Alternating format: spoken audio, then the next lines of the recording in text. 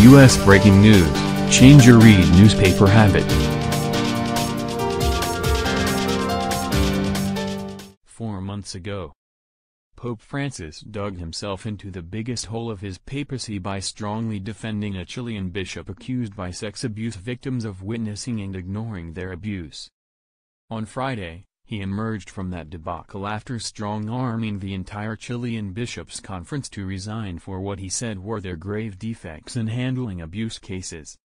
He accused them of destroying evidence of sex crimes, interfering with investigations and negligently placing children at risk of being raped by pedophiles. By repenting for his original sin with what amounts to an ecclesial nuclear option, Francis has quite possibly ushered in the game-changer in the Catholic Church's long-running sex abuse crisis.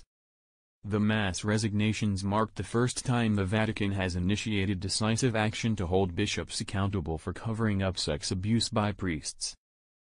And it forced complicit bishops to atone for their misdeeds in the most publicly humiliating way possible. This might be Chile right now, but this sets a precedent for every country in the world and every bishop in the world, said an emotional Juan Carlos Cruz, whose years-long campaign to expose wrongdoing in Chile's Catholic hierarchy was responsible for the remarkable developments in Rome this week. Is it going to be painful?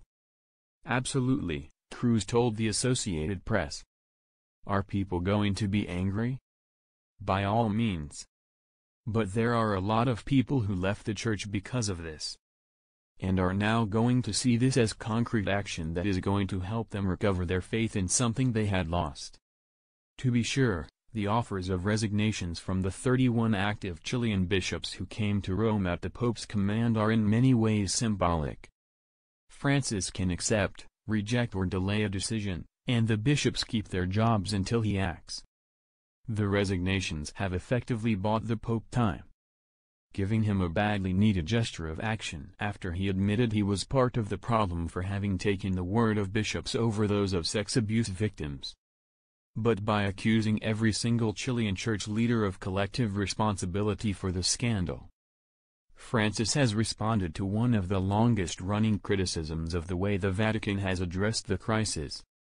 He has now made it clear that there are consequences for bishops who turn a blind eye to sex abuse, impede investigations or treat victims as enemies of the Church.